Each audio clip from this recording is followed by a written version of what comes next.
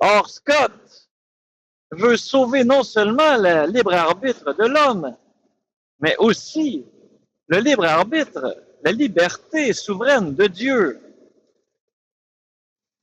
Et pour ce faire, Scott, loin de délaisser les attributs du théisme classique que nous verrons, eh bien, les assume tous. Chez Scott, Dieu est quand même tout-puissant, mais quand même, nous sommes libres. Et il se trame quelque chose dans la théologie de Don Scott. Il se trame une sorte de question latente qui indique, qui propose, quoi si Dieu limite sa toute-puissance pour laisser un espace réel à notre libre arbitre? Cela est-il possible? Dieu voudrait-il créer des êtres qui lui sont semblables? Des êtres qui finalement sont libres de façon entièrement indéterminée, sont capables de le choisir vraiment. Et ce faisant, Scott ouvre la porte à une métaphysique qui redevient mobile. Une métaphysique qu'on appelle parfois du devenir, à ne pas confondre avec les approches de Friedrich Hegel, qui est un déterminisme optimiste, comme on a dit, ou de Teilhard de Chardin, ou encore les dérives d'Origène. Non, la métaphysique scotiste, qui tout de même peut s'apparenter à la métaphysique du devenir, s'éloigne de la métaphysique qui s'était immobilisée. Cette métaphysique aristotélicienne passée au filtre du néoplatonisme de l'Antiquité tardive, cette métaphysique de l'un, où finalement Dieu est absolument immobile, est une statue de marbre. Scott va redonner du mobile en Dieu. Et cette idée, finalement, que Dieu limiterait-il sa toute-puissance pour laisser un espace réel à notre libre arbitre, on le rencontre dans la Bible. Ne voit-on pas Jésus, le Verbe de Dieu, le Logos, qu'il ne retint pas jalousement le rang qu'il égalait à Dieu, mais s'anéantit lui-même prenant la condition d'homme? Oui, Dieu veut-il, par moments, des choses qui permettent que sa toute-puissance ne soit pas écrasante? Permet-il un espace à quelque chose d'autre qui soit lui-même? Dieu n'est-il pas justement loin d'être solitaire? N'est-il pas communautaire, notre Dieu qui est Père, Fils et Esprit Saint? N'ouvre-t-il pas la porte à la divinisation de l'homme? C'est un thème que nous avons vu dans l'entretien sur le monothéisme. Dieu se repose-t-il au 7e jour? Que fait-il lorsqu'il se repose? Ne laisse-t-il pas, tel qu'on le reconnaît aussi en théologie catholique, que ces chérubins, ces anges, ne prennent-ils pas soin à sa place du cosmos? N'est-ce pas les anges, les chérubins, auxquels on associe l'ordre du monde que Dieu délègue? Dieu semble se plaire à laisser des espaces qui n'est pas sous sa tutelle entièrement et toujours dans un dirigisme divin. Les exemples bibliques sont nombreux. Et voyons comment Don Scott, ce théologien écossais, le théologien de l'Immaculée Conception, voit la cause de la volition. Voyons comment cette chose devient entièrement différente chez lui et sort de l'aristotélisme classique. Nous avions dit plus tôt que chez Thomas d'Aquin, pour qu'un résultat intégral advienne, il faut par rapport à la volition, à la volonté. Il faut deux causes réciproques totales, dont l'une est subordonnée. Mais il faut dire que ce sont, rappelons les quatre causes, cause efficiente, cause formelle, cause matérielle et cause finale. Eh bien, pour la volition, tout de même, en sachant que Dieu est cause première de toutes choses, nous devons affirmer que dans la volition de l'homme, Dieu est cause efficiente de la volition, mais l'homme également est cause efficiente. Toutefois, lorsque deux causes efficientes arrivent ensemble pour produire l'effet, pour produire le résultat d'un intégral, il y en a forcément un qui est premier et l'autre second, un qui est subordonné à l'autre. Et c'est ici que Calvin avait tiré les conclusions duquel Dieu finalement dirige tout. Chez Thomas d'Aquin, c'était Dieu est omnibénévolent, n'est-ce pas? Il meut dans sa propre nature toujours pour le bien. Omnibénévolence. Béné veut dire bien, volens veut dire vouloir. Il veut le bien. Totalement. Sauf que chez Thomas d'Aquin, tout de même, on arrive toujours avec cette impasse dans laquelle Dieu connaît même la réalité des données d'avance, d'une seule vue, depuis toujours. Il connaît Lucifer, il connaît tous ces gens, tous ces anges déchus. Alors, Duns Scott va s'éloigner par rapport à l'aristotélisme, va s'écarter de cette chose et va inventer un nouveau type de causalité. Un type de causalité qu'il utilise également dans sa doctrine du concept que nous avons rencontré dans d'autres entretiens. C'est très intéressant chez Duns Scott, car même sa doctrine du concept est associée au libre arbitre. Alors, sans exposer cela encore, allons voir comment Scott comprend le résultat intégral de la volition. Au lieu d'avoir la liberté d'un bâton poussé par une main, comme dans les causes réciproques totales, Scott propose que Dieu avec l'homme concourt partiellement. C'est une cause partielle concourante avec l'homme lorsqu'arrive une volition humaine, un libre arbitre. Autrement dit, Dieu, chacun fait son petit bout de chemin. Dieu peut bien produire en nous le vouloir et le faire, tel que dit saint Paul. Cependant, il ne produit pas, il ne dirige pas le libre arbitre. Il peut proposer quelque chose à notre libre arbitre. Mais c'est ici que Dieu, on comprend que de façon latente, il laisse un espace réel à notre libre arbitre. Oui, il peut proposer quelque chose. Mais chez Duns Scott, on retrouve cette théologie du consentement qui est la réponse finale, Dieu la donne à l'homme. Dieu peut stimuler. Il est cause première. Mais c'est comme si, dans les causes partielles concurrentes, il fait un petit bout de chemin, il attend que nous fassions également notre petit bout de chemin pour qu'advienne la cause intégrale d'une volition qui soit entièrement libre, qui n'est pas dirigiste. Et cette chose, c'est à peu près l'unique liberté que l'homme a. Voyons voir et en plus, ça répond aux défis boétiens de façon extrêmement bonne. Oui, Dieu peut bien tout savoir. En même temps, il connaît pas de façon aussi bétonnée que dans l'aristotélisme. Nous le verrons plus précisément encore. Mais d'abord, allons voir quelques indices bibliques qui indiquent que Dieu semble agir faisant son petit bout et attendant avec patience et omnibénévolence que l'homme fasse son petit bout aussi afin de produire un acte intégral. Nous voyons dès la Genèse que Dieu a une relation très spéciale avec l'homme. Vous remarquerez que lorsque Dieu crée quoi que ce soit, il est écrit que Dieu dit et la chose advint.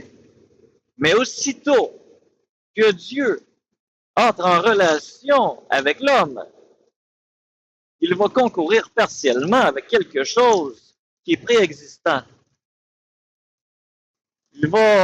Lorsqu'il va créer l'homme, il va prendre la glaise qui est préexistante. Il va concourir partiellement avec quelque chose qui doit faire son petit bout de chemin de façon quasi autonome, même si c'est Dieu qui l'a fait. Pour la création de l'homme, Dieu ne fait pas seulement prononcer une parole et la chose advint. Non. À toutes les fois qu'il est question de l'homme, Dieu concourt partiellement avec quelque chose d'autre. Et même lorsque l'homme est formé à partir de la glaise de la terre, à un moment donné, Dieu dit, etc., etc. Et lorsqu'il s'adresse à l'homme pour la première fois dans la Genèse, il est écrit, Dieu leur dit. Ici, Dieu ne donne pas un ordre dirigiste. Dieu leur s'adresse à eux, s'adresse à une créature de volition, une créature de laquelle il semble apprécier d'observer une volonté qui est entièrement indéterminée, qui agit par amour. Cette chose est caractéristique dans la Genèse. On la rencontre aussitôt que la création de l'homme advint. Tout d'un coup, Dieu agit différemment avec ces créatures rationnelles, ces créatures spirituelles, ces créatures qui sont à son image et à sa ressemblance. Nous allons voir quelque chose d'autre dans l'Évangile aussi, de très intéressant. Vous vous souvenez de l'épisode où la femme qui souffre de perte de sang, l'hémorroïde qu'on appelle, va s'approcher de Jésus en catimini, va aller lui ravir une force. Et Jésus, est entouré de la foule, se sentira comme lésé, se sentira brusqué. Il va dire, qui m'a touché? Et tout le monde, évidemment, lui demande, mais tout le monde t'entoure. Pourquoi dis-tu, qui t'a touché? Jésus dit, une force est sortie de moi. Comment se fait-il que quelqu'un m'en ravi une force?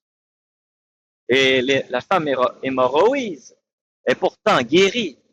Et nous remarquons que Jésus va, une fois avoir pris contact avec cette femme, après avoir voulu concourir partiellement avec la femme qui aurait dû faire son petit bout de chemin avec le consentement de Jésus lui-même, l'homme Jésus, la personne divine, eh bien, aurait dû advenir suite à ces causes partielles concourantes, la cause intégrale de la guérison. Et c'est seulement après que Jésus ait pris contact avec cette femme, un minimum de contact, qu'il va valider la guérison, même si cette force est sortie de lui. Alors, c'est comme si Dieu peut certainement, écoutez-moi bien quand même, on est dans le volontarisme scotiste, Dieu peut certainement diriger comme un pantin quoi que ce soit, pourquoi pas. Mais il y a plusieurs indices, plusieurs signes qui nous indiquent qu'en majorité, ou plutôt, on n'est jamais certain comment Dieu agit. On peut parfois penser de façon crue et rapide que, un peu comme dans l'aristotélicotomisme, que Dieu dirige tout comme un pantin, il est omnibénévolent, il n'y a pas de problème. Mais dans plusieurs exemples dans la Bible, nous voyons que Dieu n'apprécie pas cette façon de faire, n'apprécie pas cette autonomie de supériorité, de dirigisme. À l'hémorroïde, oui, la force sort de lui, mais Dieu ne se plaît pas non seulement de se faire ça lui-même, mais probablement que ça lui... Il n'apprécie pas d'être obligé peut-être de tordre le bras à quelqu'un pour faire quelque chose. Dieu veut agir avec des créatures réellement libres. Jésus ne dit-il pas à ceux qui lui diront un jour, Seigneur, c'est en ton nom que nous avons chassé les démons, en ton nom que nous avons guéri, en ton nom que nous avons fait tous ces miracles. Et Jésus, de la même manière que l'hémorroïde, auquel il n'aura jamais eu contact avec ces gens qui auront abusé de son nom, Il va leur dire, éloignez-vous de moi. Toute la cause intégrale de ce que vous avez fait est bien advenue. Toutefois, il n'y a pas eu de cause partielle concurrente entre nous. Vous avez voulu faire tout votre petit bout de chemin tout seul, sans moi. Il y a un grand mystère là-dedans. Il y a comme une force qui peut sortir de Dieu. Mais dans sa volonté, Dieu ne veut pas agir comme ça, ni de son bord, semble-t-il. C'est les indices qui nous sont donnés, du moins. Et ni du bord des humains même, sont capables d'utiliser la force de Dieu, comme le saint nom de Jésus qui fait des miracles. Éloignez-vous de moi, vous qui faites le mal, même si vous avez usé de mon nom divin, vous avez usé de la révélation que je vous ai offerte moi-même. Jésus l'a bien dit à ses disciples, en mon nom, vous ferez tout cela. Mais Jésus les a envoyés faire ça, deux par deux, aller faire des miracles et des guérisons. C'était une cause partielle concurrente. C'est semblable avec l'épisode du paralytique. Voyons cet épisode encore. Le paralytique au bord de la piscine de Siloé. Qui est-il, celui-là? Il va se passer quelque chose de très similaire avec l'hémorroïde. Jésus s'approche et on sent que c'est bizarre. On sent que lorsque Jésus lui demande « Veux-tu guérir ?» on se demande pourquoi le paralytique, eh bien, continue de bavasser. Pourquoi ne dit-il pas tout simplement « Bien sûr que je veux guérir ?» Et on se demande aussi pourquoi Jésus pose cette question. Pourquoi? Il me semble que c'est évident. Mais tout indique, et c'est ce qu'on retrouve dans la théologie de Don Scott, qu'un gars comme le paralytique aurait très bien pu dire non. Lorsque Jésus a dit « Prends ton grabat, lève-toi et marche », il aurait très bien pu dire « Je ne prends pas mon grabat et je ne me lève pas, et donc je ne suis pas guéri ». Les causes partielles concurrentes chez Don Scott est quelque chose d'entièrement différent soudainement. On est dans une communion, une harmonie entre Dieu et l'homme. Tout d'un coup, on voit que Dieu, selon les exemples bibliques qui nous sont offerts, semble ne pas vouloir, et c'est une question de la volonté de Dieu, agir avec des pantins, avec des marionnettes. Observons aussi le passage très intéressant de Jésus, notre roi et notre sauveur, notre saint rédempteur, à Gethsémani. Que se passe-t-il à Gethsémani? Eh bien, encore une fois, la cause intégrale de notre salut n'est pas une question de subordination. C'est évident. Et lorsque Jésus dit à son Père que ta volonté soit faite et non pas la mienne, il est question d'un consentement tout de même. Jésus, dira saint Paul, s'est fait obéissant, mais se faire obéissant, c'est une décision libre.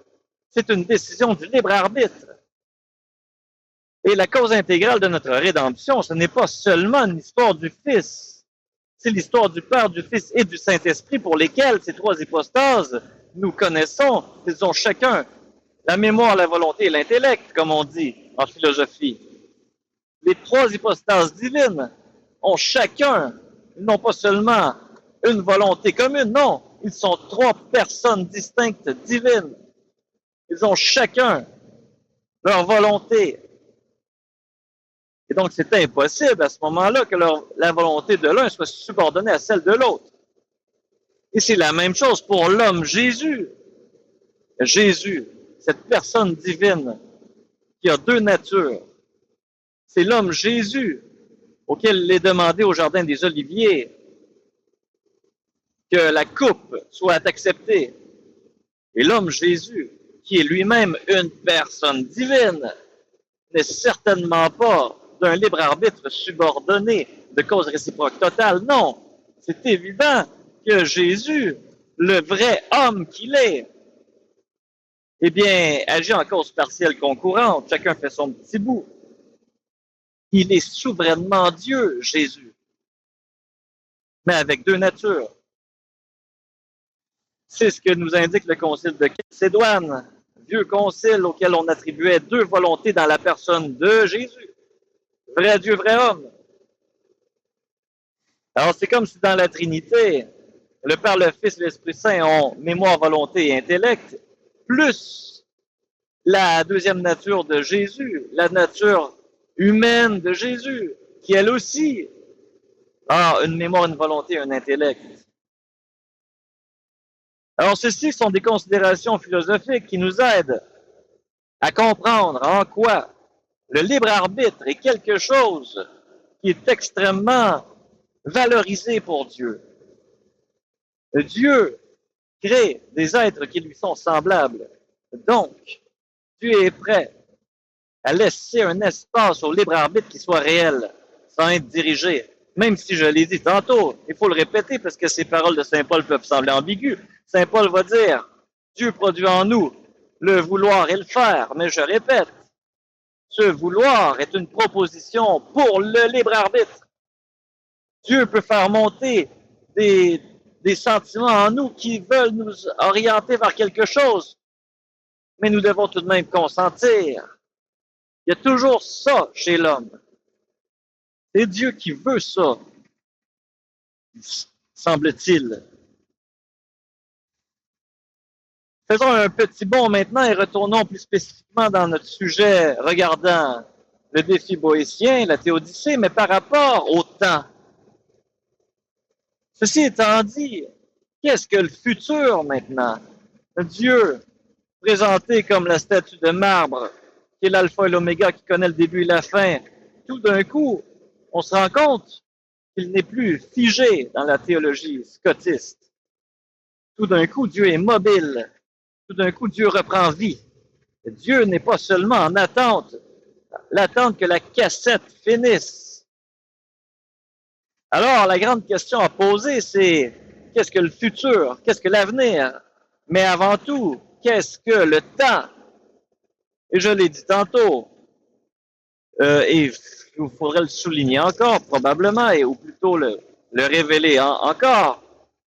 Don Scott est un grand lecteur de Saint-Augustin et retourne aux sources augustiniennes parce qu'à son époque, eh bien, il y a eu du plomb dans l'aile de l'aristotélisme ambiant dans les universités pour des raisons que j'ai largement expliquées dans d'autres entretiens.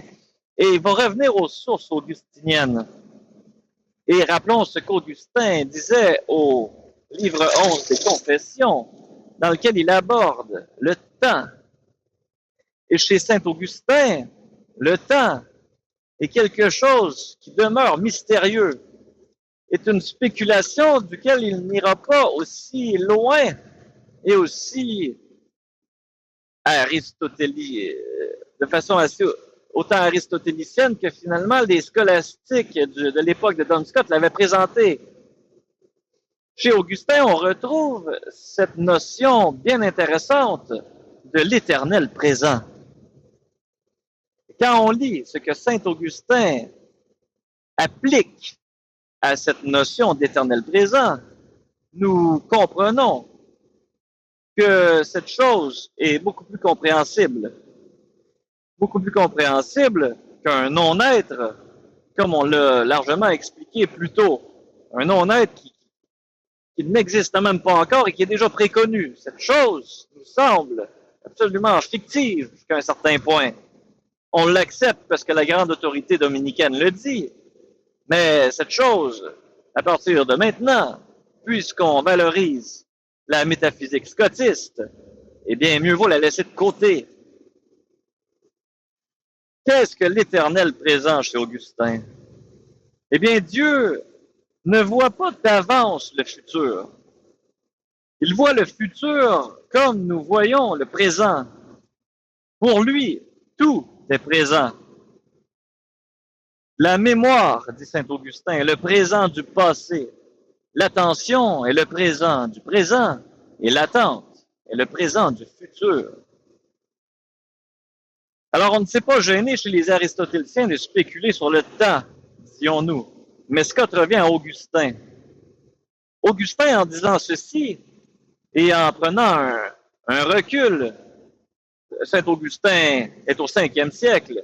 Et on se souvient que c'est Boèce qui est au 5e siècle aussi, qui va, lui, parler d'une sorte d'alpha et oméga que Thomas d'Aquin ira encore plus loin encore. C'est plus seulement du haut d'une montagne qu'on voit deux hommes arriver, mais c'est même un homme qui n'existe pas, qui est en arrivage. Alors, Saint-Augustin, qui est au même siècle que Boèce, eh bien, n'ira pas spéculer tel que Boèce avait commencé à le faire. Boèce qui sera après Saint-Augustin, un peu après.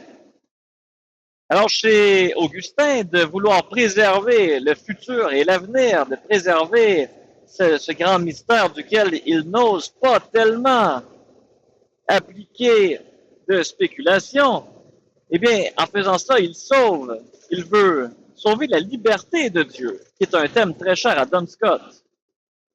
Parce que si on expliquait trop précisément comment Dieu voit le futur, on risquerait d'en faire un être lui-même soumis au temps, attendant que les choses arrivent. Et de la même manière, cette façon augustinienne d'aborder le temps préserve d'une certaine manière aussi la liberté humaine. En restant dans le mystère du futur, de l'avenir, Augustin évite de dire que la préscience de Dieu force les événements. Pour lui, Dieu voit notre choix libre comme un présent. Il ne le détermine pas comme un destin mécanique. Alors, si Dieu voit nos choix comme un présent, ça veut dire qu'il voit les choses qui existent. Allons voir ce que ça veut dire. Commençons à aller dépoussiérer ceci. Voyons le futur d'une conception scotiste et augustinienne. Le futur chez un scotiste pour lequel Dieu, la primauté de sa volonté prime sur l'intellect, le futur est comme un possible réalisable. Et de ce possible réalisable, Dieu a tout de même une toute-puissance. Mais la toute-puissance, il y a un autre mot qu'on utilise aussi, qui est l'omnipotence. Omni, tout, potens, puissance. Mais cette omnipotence fait aussi référence à un mot qu'on pourrait dire tout simplement de potentialité. Dieu est dans la potentialité, il y a toute la question de la volonté. Dieu peut tout. Tout ce qu'il veut, il peut. Alors bien sûr que Dieu est tout puissant, mais ça ne veut pas dire qu'il est un sorte de géant tout puissant qui dirige tout, comme l'aristotélico-thomisme l'a présenté si bellement. L'omnipotence prévoit tout de même quelque chose du libre arbitre, de la volonté de Dieu qui n'est pas prise dans des considérations figées. Alors, qu'est-ce que l'éternel présent et le futur dans un mode où le présent, c'est ce qui est réel et où le futur est un possible réalisable, où Dieu peut, s'il le veut, tout ce qu'il veut. Et allons voir comment Duns Scott, je l'ai dit plus tôt, préserve de cette manière les attributs du théisme classique, conformes ici à l'éternel présent, augustinien. Nous disons dans le théisme classique, c'est-à-dire la manière dont on considère que Dieu est, depuis qu'on a les doctrines les plus sophistiquées sur la divinité, que Dieu est omniprésent. Ça veut dire qu'il est tout partout. Il est omniscient. Il sait tout sur tout. Et c'est ce que nous lisons, n'est-ce pas, chez le prophète, chez le saint homme Job, dis-je. Nous lisons chez Job, juste pour donner un exemple, par rapport à l'omniscience, l'omniprésence de Dieu. Dieu atteint les confins de la terre et voit partout, sous les cieux, pour régler le poids du vent et fixer la mesure des eaux. À la pluie, il assigne sa limite et son chemin aux nuages qui tonnent. On voit bien que Dieu, sur la terre, si on fait un zoom out, il sait tout sur tout. Dieu sait tout ce qui est réel actuellement aussi. Dans le psaume 139, au verset 4, nous lisons « Car la parole n'est pas sur ma langue, que déjà, ô Éternel, tu la connais entièrement. » Ceci indique, c'est tout à fait conforme à l'omniscience de Dieu, que si vous avez quelque chose en tête maintenant, eh bien Dieu le sait certainement. Dieu connaît tout ce qui est réellement présent. Mais tout ce qui est absolument futuriste, eh bien c'est un possible réalisable. Continuons là-dessus. Vous vous souvenez que Dieu a vu Nathanaël, c'est un autre exemple de l'omniprésence et de l'omniscience de Dieu, a vu Nathanaël sous le figuier qui l'interpellait. Jésus va lui révéler cela par après. Nathanaël va reconnaître cette omniscience de Dieu. Dieu, dans l'Ancien Testament également, on le voit à plusieurs endroits, tel que chez le Pharaon.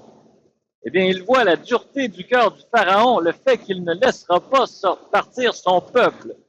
Dieu voit ce qui se passe dans le cœur de l'homme.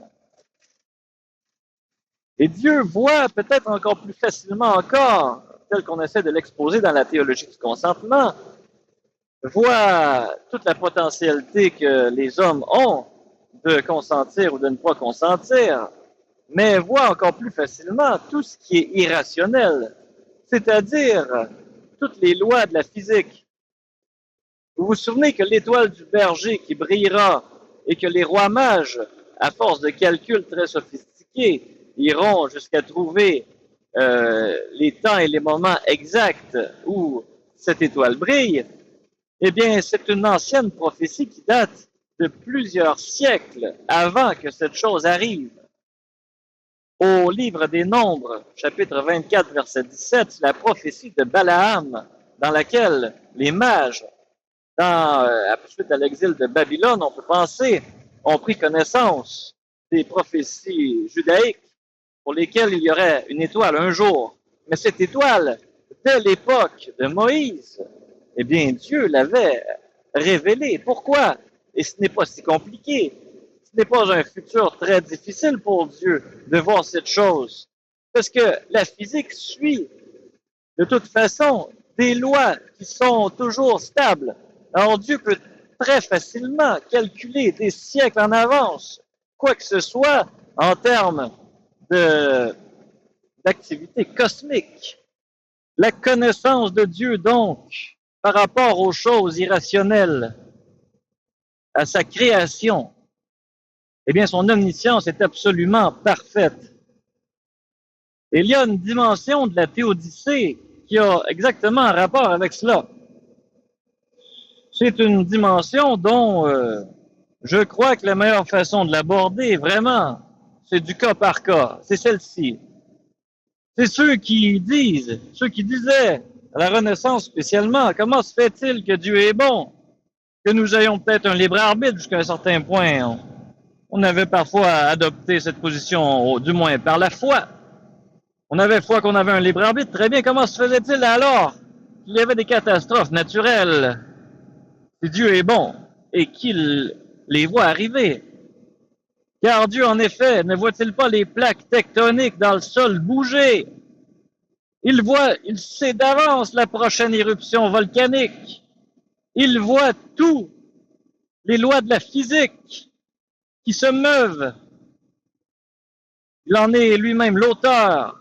Il en est lui-même, dans son omniprésence, celui qui donne la vie et le mouvement, qui garde en vie ces êtres. Alors comment se fait-il que Dieu permette que des innocents subissent des catastrophes naturelles? Eh bien oui, c'est du cas par cas, mais commençons quand même par quelque chose de général. Saint Paul aux Romains nous rappelle, nous devons l'accueillir avec humilité, que tous ont péché devant Dieu et tous sont privés de sa gloire. Ensuite, Ceci implique, ceci sous-entend, même si ça rabat les oreilles de certains, que personne n'est innocent devant Dieu. La doctrine du purgatoire, pour faire un léger parenthèse là-dessus, légère parenthèse, était en spéculation au Moyen Âge central. Un immense docteur de l'Église comme saint Anselme n'avait aucun problème à dire qu'il n'y avait pas de purgatoire.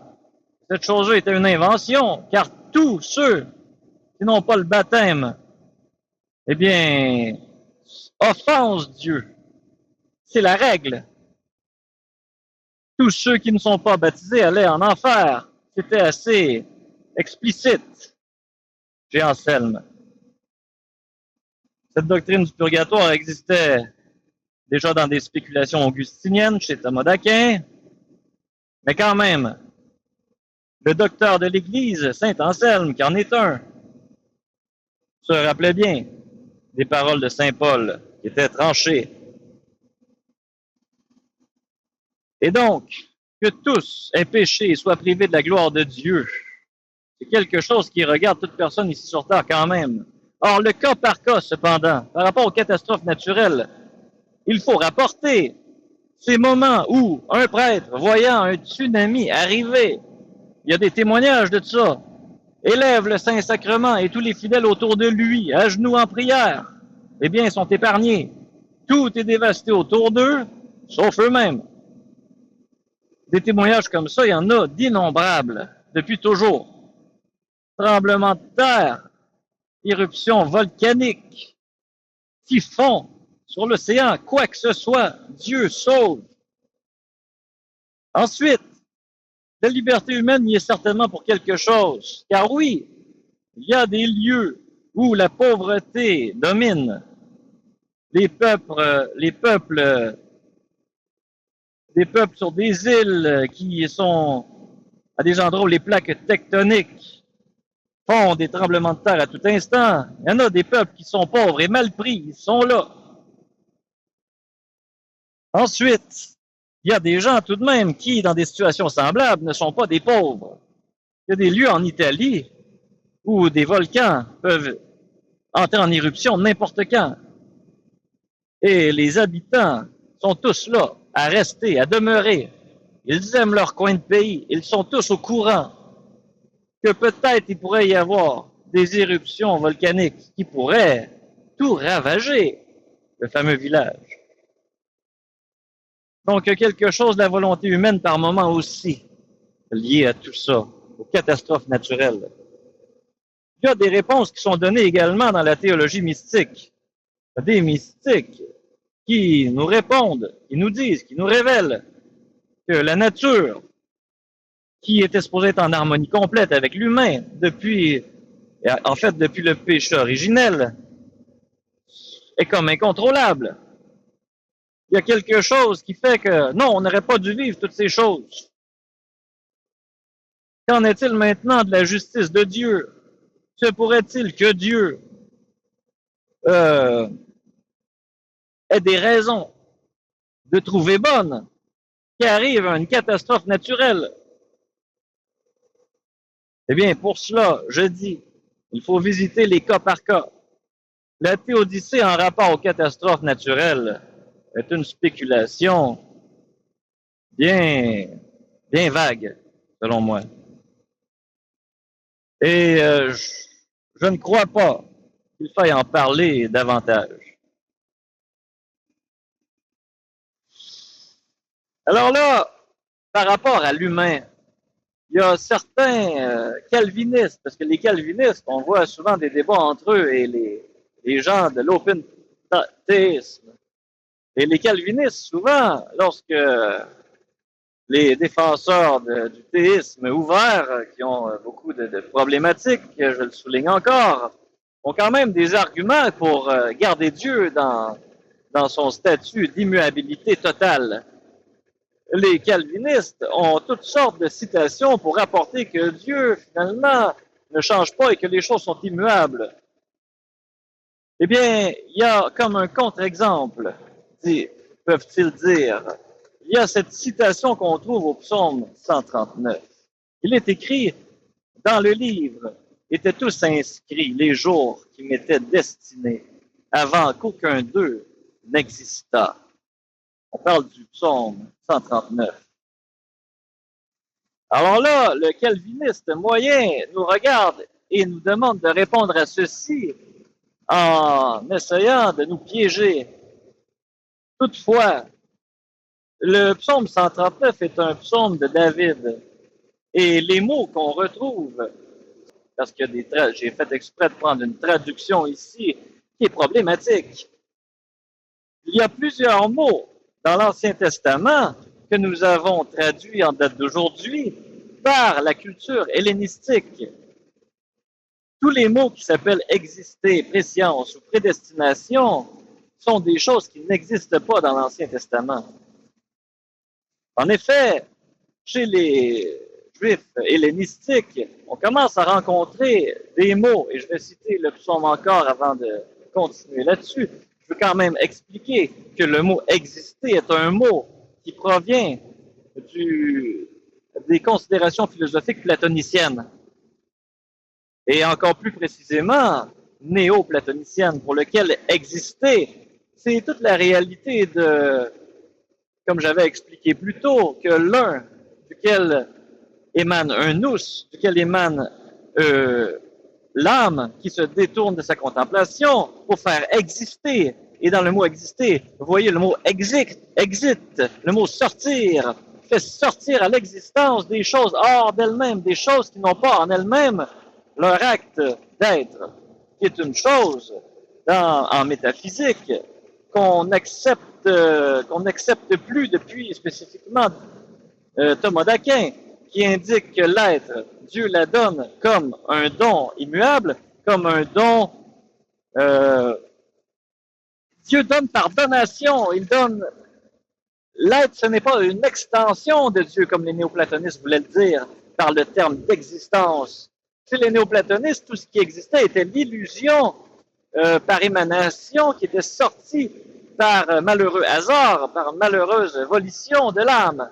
Donc, l'acte d'être que l'humain pouvait avoir, c'était un acte qu'on appelait d'existence, qui sortait, qui n'avait pas en elle-même la qualité de son acte d'être, finalement. C'était un emprunt falsifié, un emprunt qui n'était pas voulu, qui était, comment dire, les dons de Dieu sont irrévocables, c'est ce que je veux dire. Si Dieu donne l'être, il la donne de façon entière. Ce n'est pas un partage de son propre être à lui qu'il partitionne en plusieurs êtres. Mais cette chose s'est retrouvée beaucoup chez les néoplatonistes pour lesquels l'existence était ni plus ni moins une sorte de malheur. Et donc ceci, c'est le mot exister qu'on rencontre plusieurs fois sans porter attention à la teneur philosophique que ça suppose. Le mot préscience, c'est la même chose. Ce mot préscience n'existe pas dans la culture juive ancienne. David n'utilise pas ce mot dans le psaume 139. Et le mot prédestination non plus. Or, citons encore le psaume tel que je l'ai dit tantôt et tel qu'on le retrouve inscrit et qui fait le bonheur de l'aristotélico-thomisme. Dans le livre étaient tous inscrits les jours qui m'étaient destinés avant qu'aucun d'eux n'existât. Or, nous voyons le mot exister qui n'a aucun sens ici. Et nous voyons le mot d'une sorte de destin. Mais ce mot destin non plus, comme prédestination, est un mot hellénistique qui vient du fatum grec, pour lequel le destin des stoïciens, par exemple, était comme quelque chose qui était fixé, qui était comme quelqu'un qui était destiné à quoi que ce soit. Eh bien, c'est comme s'il n'y a pas d'issue. C'est comme si son avenir est tracé. Alors, dans ce fameux psaume de l'Ancien Testament, qui date d'aussi loin que David, dans sa langue hébraïque, il faut plutôt lire ceci. Dans le livre, tous les jours étaient inscrits, les jours qui furent façonnés, alors qu'aucun d'eux n'avait encore pris forme. Alors ici, au lieu de voir destiné, on voit façonner. Au lieu de voir exister, on voit prendre forme. Et le mot façonner sont les jours qui furent façonnés. Eh bien, c'est la même affaire, c'est le même mot que le prophète Jérémie utilise lorsqu'il parle de la main du potier qui façonne, comme Dieu qui façonne les vases, la main du potier qui façonne. Alors les jours sont façonnés, sont comme préparés, alors qu'aucun d'eux n'avait encore pris forme. Mais tout cela indique qu'ils n'ont pas de forme encore, que le futur, que l'avenir n'est pas figé, n'est pas fixé. Il y a quelque chose de la main du potier qui doit être accompli en temps voulu. Autrement dit, David ne déclare pas la prédestination et la notion hellénisée de la préscience de Dieu, mais plutôt une prière de confiance qu'on pourrait aussi bien traduire par Seigneur, tu as des plans pour moi dans ma vie, en rapport avec qui je suis, où je suis et où tu veux que j'aille. Mais cela, les calvinistes, peut-être, ne sont-ils pas encore convaincus. Le psaume ne dit pas dans le livre, et ce livre, eh bien, n'est-il pas immuable? Rien de moins immuable que le livre de vie, mes amis. Attardons-nous-y un peu. La première fois où on le rencontre chronologiquement dans l'histoire du peuple choisi, c'est dans l'Exode, au chapitre 32. Moïse dit au peuple nouvellement sorti d'Égypte, où il constate avec fureur qu'il s'est fait un veau d'or au verset 32, il va dire, pardonne maintenant leurs péchés, sinon efface-moi de ton livre que tu as écrit. L'Éternel répondit à Moïse, c'est celui qui a péché contre moi que j'effacerai de mon livre. Et plus loin, on voit que Dieu ne les efface pas, mais consent à infliger une punition à ceux-là.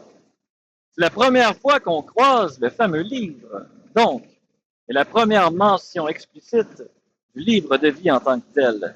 Mais livre de vie en tant que tel, qu'on lit dans les versets de l'Apocalypse, se retrouve initialement dans les psaumes également, qu'il soit effacé du livre de vie et qu'il ne soit pas inscrit avec les justes, lit-on au psaume 69. Ici, il est question du juste, dont les ennemis et les traîtres attendent à sa vie. Nous voyons encore que ce livre, qui est comme un registre, peut faire mention de noms inscrits ou encore de noms qu'on a enlevés. Il n'est donc pas immuable. Il en sera de même pour plusieurs autres mentions. Luc, chapitre 10, verset 20, rapporte ces paroles où Jésus dit à ses disciples nouvellement arrivés, « Réjouissez-vous de ce que vos noms sont écrits dans les cieux. » Dans l'Ancien Testament encore, au prophète Daniel, au chapitre 12, verset 1, on y lit ceci. « Tous ceux qui seront trouvés inscrits dans le livre seront sauvés. » Inversement, nous voyons aussi que certains seront retranchés. Dans l'Apocalypse 22, 19, il est écrit, « Si quelqu'un retranche des paroles du livre de cette prophétie, Dieu retranchera sa part du livre de vie. » Nous voyons donc que les inscriptions sont clairement en lien avec la manière dont les hommes agissent sur la terre. N'est-ce pas une affirmation du libre arbitre qui soit réel et non dirigé, subordonné, en cause partielle concurrente, n'est-ce pas? Cette dernière citation en témoigne encore. Dans l'Apocalypse 20, verset 12, les morts sont jugés selon leurs œuvres. D'après ce qui est écrit dans les livres, il y a un autre livre est ouvert, celui de la vie. Dans la métaphysique du devenir scotiste, autrement dit, c'est comme si Dieu est le peintre qui connaît l'idée de l'œuvre du salut d'avance, mais avec des acteurs qu'il veut libres et consentants. Je dis, il connaît l'idée de l'œuvre du salut, parce que l'œuvre du salut, qu'on appelle aussi l'économie du salut, eh bien, cette partie-là est comme beaucoup plus précise dans la préscience de Dieu. L'économie du salut, lui, semble un plan qui est immuable. Dieu, c'est comme s'il a un plan qui, lui, est assez précis, mais duquel les acteurs, eux, ont encore le libre arbitre d'y entrer ou pas. Dieu n'abandonne pas son plan. L'amour ne passera pas, avions-nous dit. Dieu veut sauver les hommes, veut récapituler toutes choses. Et ici, on peut peut-être faire une légère référence à ce qu'on a entendu à la Renaissance chez Voltaire, pour lequel Dieu était comme, c'est encore une idée du volontarisme radical, pour lequel il y aurait un Dieu un jour qui aurait créé et qui nous a entièrement abandonnés. C'est pour cela qu'il y a du mal dans le monde. Voltaire avait sa façon de répondre à la théodicée, aux défis boétiens, à sa manière bien athée, bien anticléricale, antichrétienne. Mais ça, c'est son problème. Donc, pour répondre, je l'ai dit, à la théodicée et aux défis de Boès, on est allé dans tous les sens. Mais continuons encore sur Duns Scott. Il me semble qu'il soit l'auteur le plus intéressant à visiter, même si ça prend quand même beaucoup de nuances. Duns Scott n'est-il pas celui qu'on appelle le docteur subtil?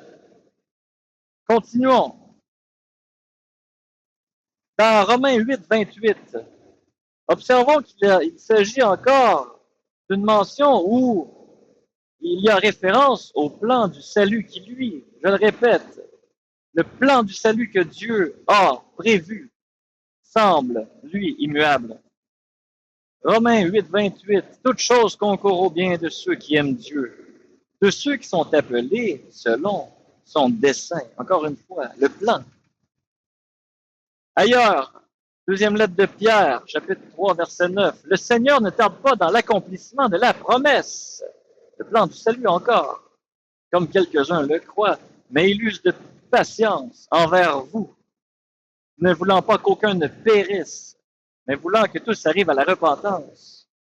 N'est-ce pas là ici l'idée que Dieu propose un plan, mais travaille pour que les humains y consentent librement, que les acteurs qui vont bien arriver dans ce plan soient là de façon libre. Le Seigneur ne tarde pas dans l'accomplissement de la promesse, dit Pierre, comme quelques-uns le croient, mais il use de patience envers vous, ne voulant pas qu'aucun périsse. Dieu est prêt à tarder son plan de salut, s'il le faut, pour travailler chez des hommes qui devraient, pour leur bonheur, concourir partiellement à l'appel métaphysique le plus fondamental de leur vie. Quelque chose d'autre qui mentionne que le plan du salut, lui, est immuable.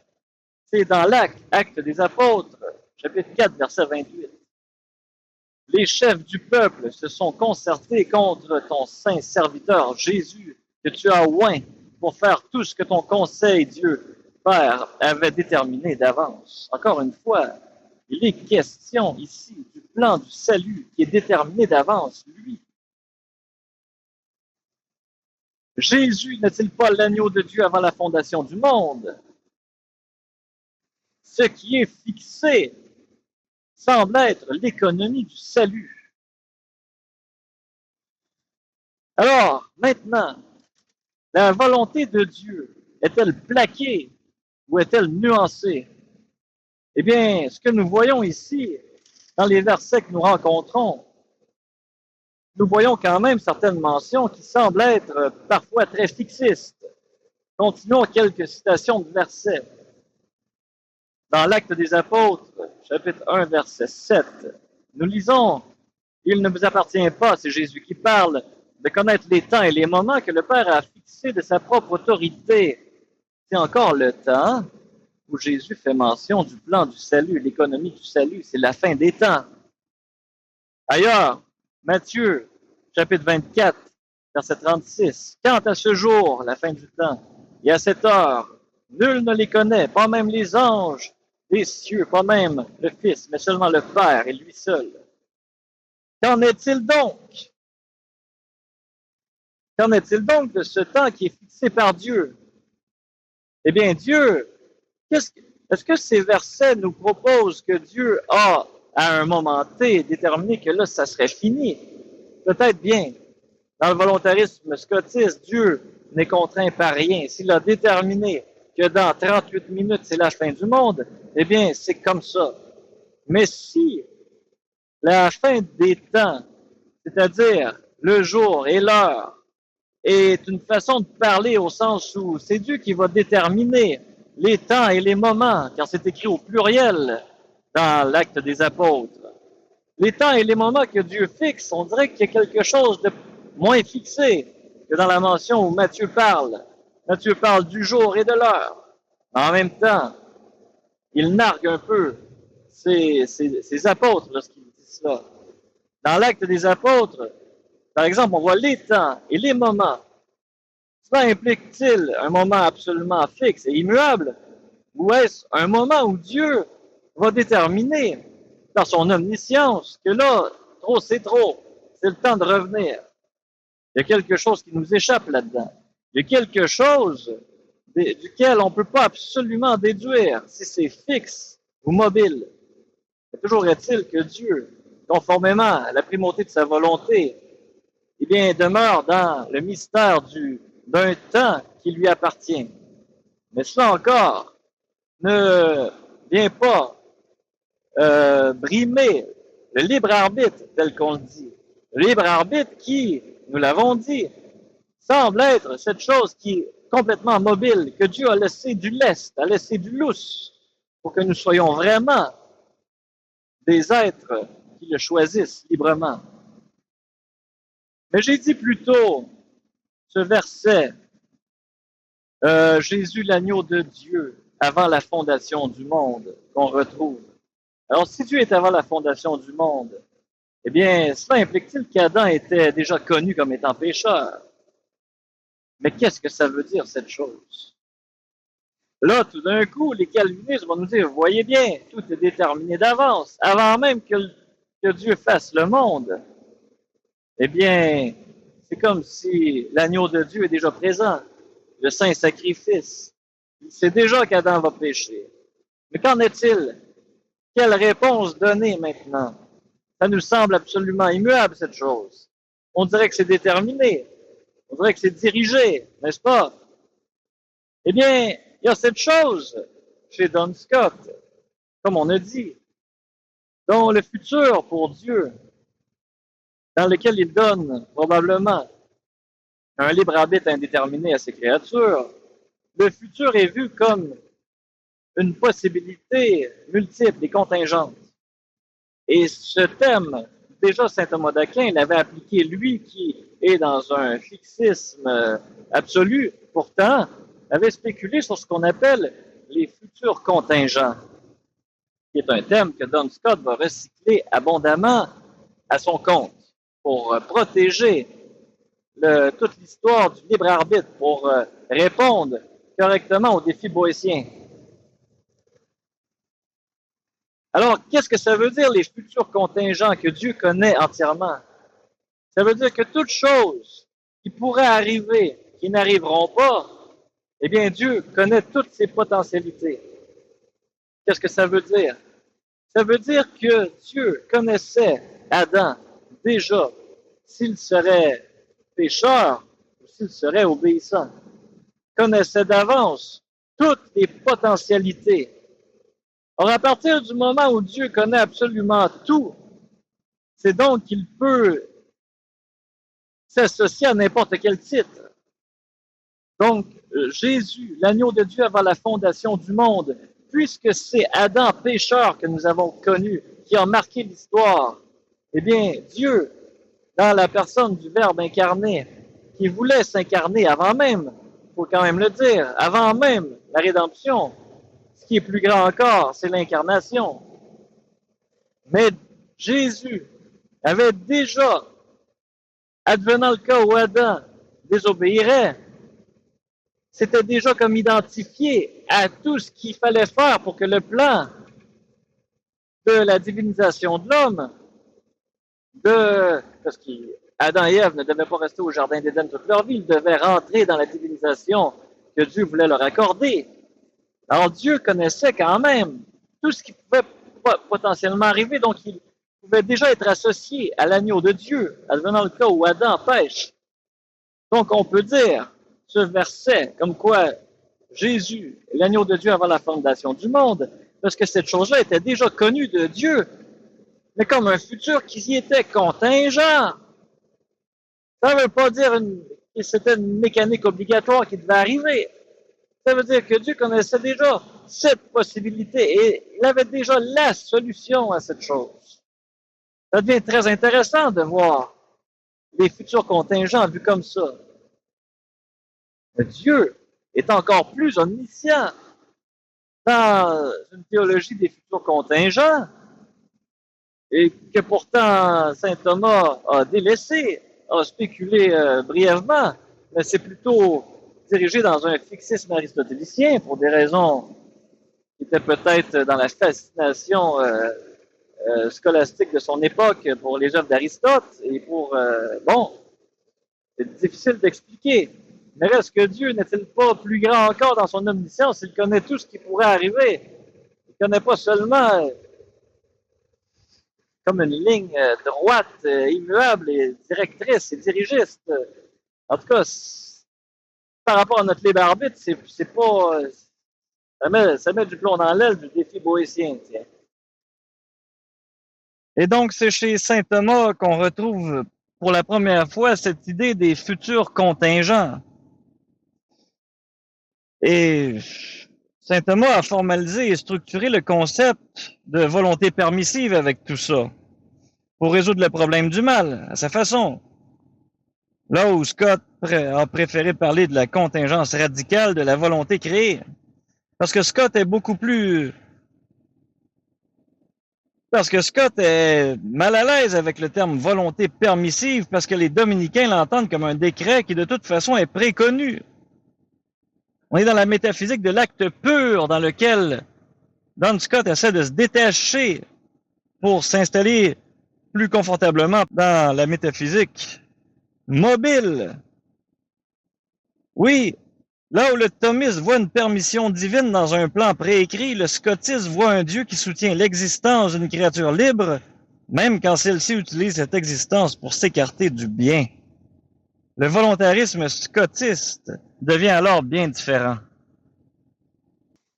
Mais nous voyons, continuons encore sur la force de la préscience de Dieu en germe. Revenons maintenant un instant, et je pense peut-être du coq à l'âne, je regrette, mais nous y reviendrons encore, mais voyons, comme on l'a vu tantôt par rapport à la mécanique cosmologique que Dieu connaît parfaitement, l'étoile du berger, depuis le livre des nombres, que Dieu pouvait annoncer que cette mécanique cosmique arriverait à tel moment, à tel lieu, et que les mages, finalement, avaient bel et bien trouvé par leurs calculs, des calculs mathématiques astrologiques, qui sont, eux, selon la volonté de Dieu, quand même, des réalités desquelles Dieu s'assure que ce qu'il crée en termes de lois de la physique, de lois de la logique, eh bien, c'est un plancher solide pour l'homme. Dieu n'est pas un tyran. Dieu nous donne quand même des bases pour vivre décemment et de façon cohérente notre vie. Bref, la préscience de Dieu par rapport à la création irrationnelle, c'est très facile. Mais par rapport maintenant aux créatures rationnelles, on voit quand même que Dieu connaît comme en germe des choses qui dépassent notre entendement, des choses qui sont vraiment, vraiment intéressantes et très impressionnantes. Nous voyons dans le livre de Daniel ceci. Dieu dira au roi Nabuchodonosor, Daniel dira ceci au roi. Il y a dans les cieux un Dieu qui révèle les secrets et qui a fait connaître ce qui arrivera dans la suite des temps. Daniel, chapitre 2, verset 28. Et Daniel va annoncer par mode métaphorique, eh bien, l'empire de Babylone qui va chuter, mais va aussi, par mode métaphorique, comme exprimer l'ascension de l'empire perse Et il ira même jusqu'à annoncer l'ascension de l'Empire romain. Alors Dieu connaît en germe des choses absolument grandes qui dépassent notre compréhension. Dieu est une intelligence suprême, il faut quand même le rappeler. Dieu connaît comme la macro-politique de façon parfaite, mais en même temps, est-ce qu'en date d'aujourd'hui, on peut s'accorder pour dire que Dieu connaît les prochaines puissances mondiales? N'importe quel économiste aujourd'hui a une très bonne idée de comment s'enligne en germe les prochaines décennies. Il voit les pays pauvres, ceux qui s'en vont s'appauvrir, il voit aussi ceux qui vont s'enrichir. Mais comment Dieu connaît plus encore ces choses. Dieu est omniprésent, il est tout partout, il donne l'être et l'essence. Il donne la vie et le mouvement, dit saint Paul. Ah, il lit dans la pensée des gens à tout moment. Alors c'est sûr qu'il connaît encore mieux que n'importe quel spéculateur qui veut économiste, politico-économiste, savoir le futur. Donc dans Daniel, Dieu connaît en germe. Il révèle les secrets et fait connaître ce qui arrivera dans la suite des temps. Et il parle de façon comme macro-sociétale. Les Babylone, les Perses et les Romains. Et ailleurs, faut-il citer aussi dans Isaïe 42, verset 9, que Dieu ne semble pas être, encore une fois, fixé, figé, immobile, loin, voyant défiler le spectacle. Voyez la liberté de Dieu. Dieu va dire dans le prophète Isaïe, les événements passés, voici qu'ils sont arrivés. Les nouveaux, c'est moi qui les annonce. Avant qu'ils ne germent, je vous les fais connaître. Encore ici, il est question de germe, question d'événements macro-sociétaux. Dieu peut très bien voir l'ordre du monde, la direction où le monde s'en va.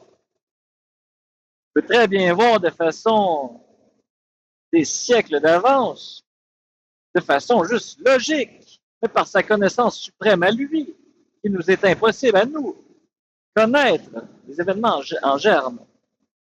Mais le verset nous dit, je le cite, les événements passés, voici qu'ils sont arrivés, les nouveaux, c'est moi qui les annonce. Mais ici, le terme nouveau ne fait pas référence. Est-ce que Dieu est en train de dire quelque chose qu'il a caché, qu'il dit là, par nouveauté dans Isaïe, ou si c'est vraiment un événement nouveau? C'est différent. Voyez la nuance.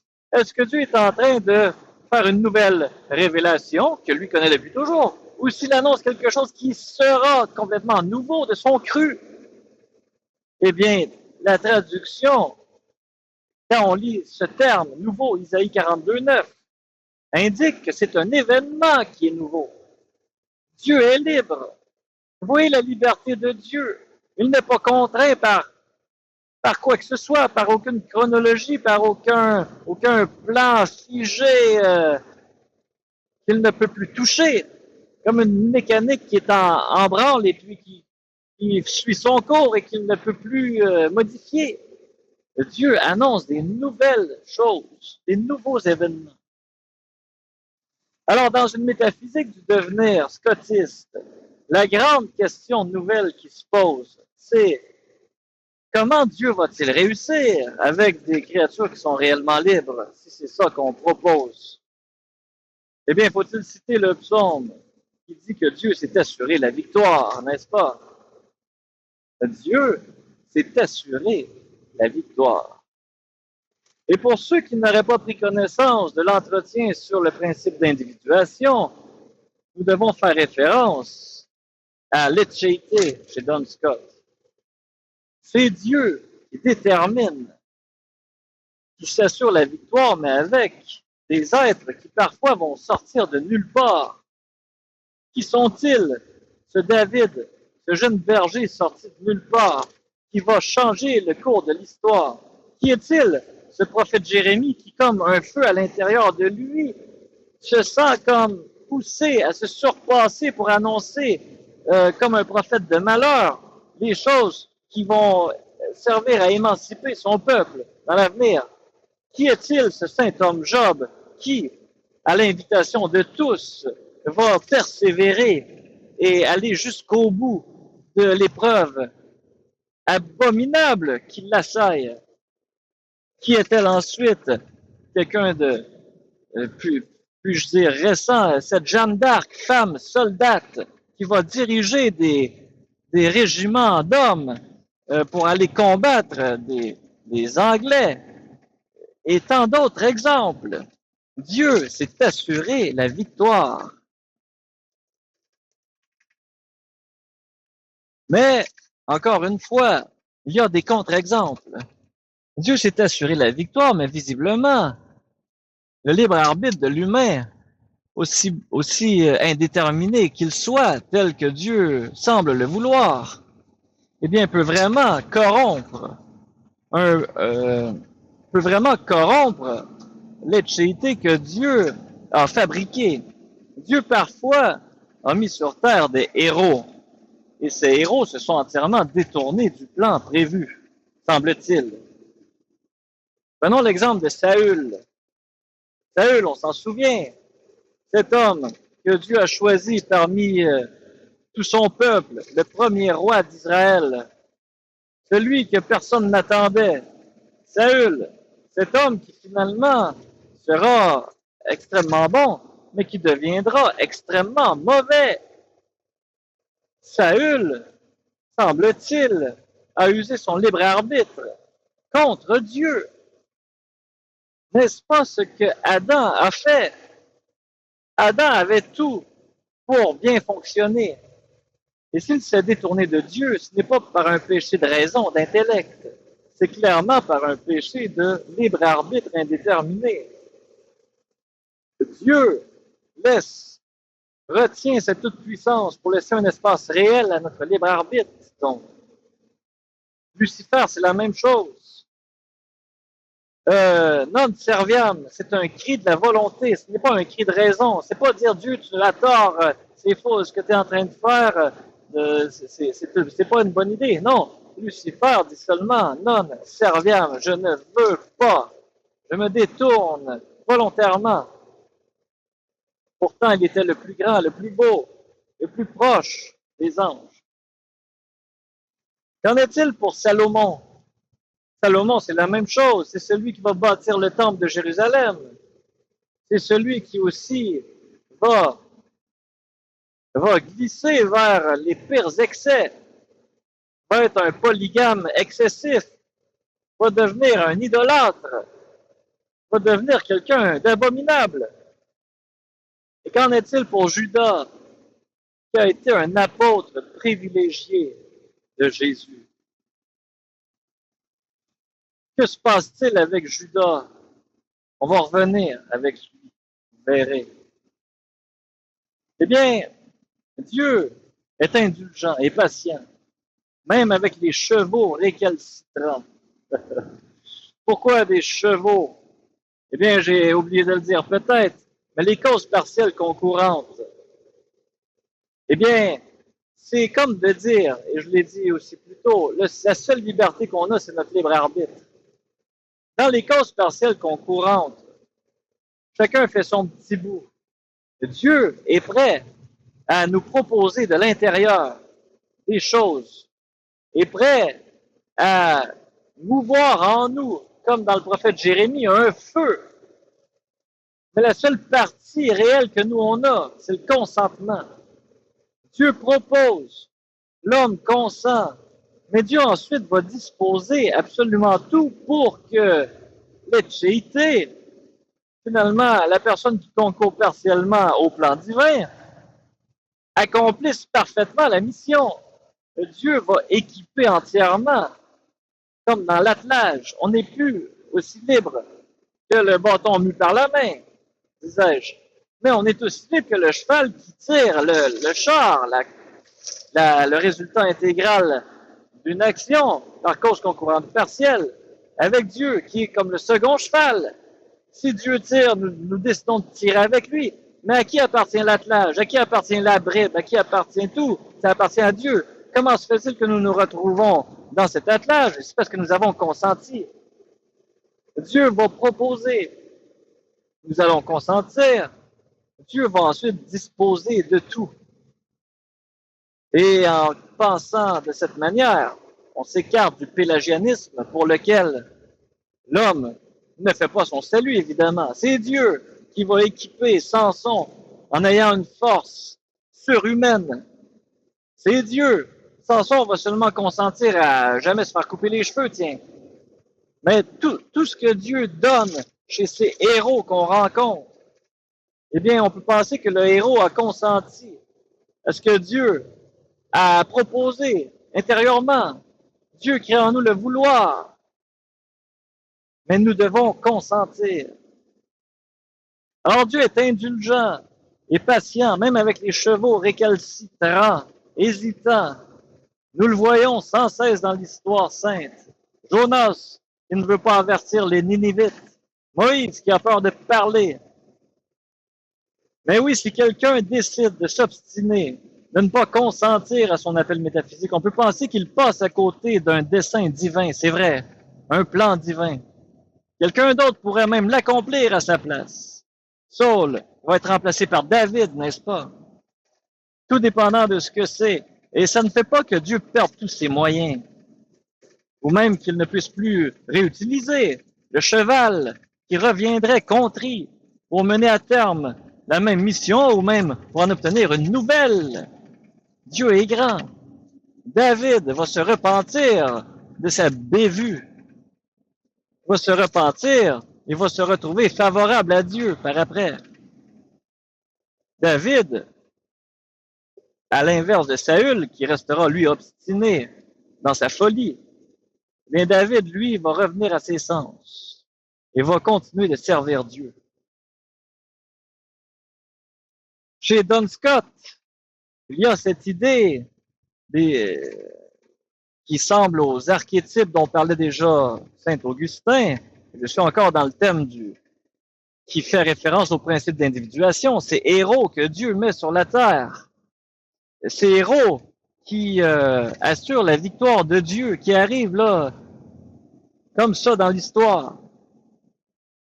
Et c'est par la volonté de Dieu que certains sont des fois plus disposés que d'autres à telle mission. Mais, comme Jésus dit, celui qui donnera un verre d'eau obtiendra sa récompense tout de même. Nous ne sommes pas tous appelés à être des Samsons. Alors, chez Scott, nous avons les idées divines qui sont comme des archétypes, les archétypes chez Saint Augustin qui sont comme les idées en germe de Dieu. Et nous allons voir que ce thème, eh bien, va trouver une référence biblique qui peut-être semble plus associée à l'immobilisme calviniste, tiens, parce que je vais citer maintenant un passage que les calvinistes aiment bien citer, mais nous verrons que l'interprétation immobile ne concorde pas tellement avec ce qu'ils essaient de nous faire croire, ceux-là. Dans Éphésiens 1 et dans Éphésiens 2, nous lirons ceci. Dieu, il nous a choisis dans le Christ avant que le monde fût créé. Et ensuite, ceci nous fait penser à une sorte de préscience fixée, n'est-ce pas? Mais tout de suite après, Saint Paul dit, oui, il nous a choisis dans le Christ avant que le monde fût créé, mais il ajoute, pour être saints et sans péché, devant sa face grâce à son amour. Il nous a prédestinés à être pour lui des fils adoptifs par Jésus le Christ. Alors, si vous avez été choisis d'avance, avant que le monde fût créé, mais pour être saint et sans péché devant sa face, grâce à son amour, c'est qu'en quelque part, vous devez répondre. Alors, Dieu a certainement, Dieu sait déjà que le Christ, Jésus, sait déjà qu'il va faire notre rédemption. Il sait déjà, probablement en germe, toutes les sociétés qu'il a en tête, tous les individus qu'il prévoit mettre à ce moment-là dans le monde. Il aura besoin de telle et telle personne pour telle et telle mission. Il aura besoin de telle personnalité. Probablement, il aura besoin de, etc., etc. Mais pour toutes ces personnes qui arriveront et qui sont prévues dans la tête de Dieu, c'est un peu comme Lucifer, Judas, Adam. On ne sait pas. Dieu sait toutes les potentialités de comment ils vont virer. C'est pourquoi Saint Paul précise. Ils sont, bien sûr, connus d'avance dans toute la potentialité, mais il précise, c'est pour être saint sans péché, n'est-ce pas? C'est pour s'associer à Dieu. Idéalement, ils sont choisis d'avance à leur plus grand bonheur, mais inversement à leur plus grand malheur s'ils ne désirent pas être saints sans péché. Il est question du péché ici, il est question d'êtres qui peuvent faillir. Continuons. La richesse de sa grâce, Dieu l'a fait déborder jusqu'à nous en toute sagesse et intelligence. Il nous dévoile ainsi le mystère de sa volonté, selon que sa bonté l'avait prévu dans le Christ, pour mener les temps à leur plénitude, il est question du plan du salut ici, récapituler toutes choses dans le Christ, celles du ciel et celles de la terre. En lui, nous sommes devenus, Saint Paul est bien heureux de le dire, en lui, nous sommes devenus le domaine particulier de Dieu. Il parle à la communauté d'Éphèse qui vient de se convertir. Nous y avons été prédestinés. Dieu savait. Jésus sait déjà, selon la généalogie, qu'il prévoit naître. Il prévoit déjà naître au Moyen-Orient. Il sait déjà le domaine particulier, finalement, de quel endroit il va être. Pour lui, c'est en germe déjà tout ça. Nous y avons été prédestinés, dit-il Saint Paul aux Éphésiens, une communauté qui va arriver dans les premières évangélisées par les chrétiens, selon le projet de celui qui réalise tout ce qu'il a décidé. Il a voulu que nous vivions à la louange de sa gloire, nous qui avons d'avance espéré dans le Christ. Depuis longtemps, les Juifs attendent cet avènement du Christ. Au chapitre 2 de Éphésiens, nous lisons, c'est Dieu qui nous a fait. Il nous a créés dans le Christ de Jésus, en vue de la réalisation d'œuvres bonnes qu'il a préparées d'avance. On parle comme des potiers qui façonnent les jours avant qu'ils n'arrivent. Hein? En vue de la réalisation d'œuvres bonnes qu'il a préparées d'avance pour que nous les pratiquions. Mais la grande question ici, peut poser Saint Paul, c'est les pratiquons-nous? Allons-nous vraiment demeurer fidèles à la pratique d'œuvres bonnes qu'il a façonnées d'avance? Ces œuvres bonnes façonnées d'avance, ce sont comme des archétypes connus, ce sont comme des possibles potentiels qui vont seulement s'actualiser lorsque l'humain consentant libre, d'un libre arbitre indéterminé, va vraiment s'appliquer à ça. Oui, le psaume 139 le disait, nous le disions tantôt, tous les jours dans le livre étaient inscrits, les jours qui furent façonnés, alors qu'aucun d'eux n'avait encore pris forme. Dieu veut. Il a un appel métaphysique dans chacune des vies qu'il met sur terre. Il a déjà façonné quelque chose de merveilleux. Mais cela, comme alors qu'aucun d'eux n'avait encore pris forme, vont-ils vraiment prendre forme ces fameux jours? Le potier va-t-il voir la joie de voir ces vases d'argile? Ces vases d'argile, va-t-il les voir consentir? C'est la grande question dans la métaphysique scotiste.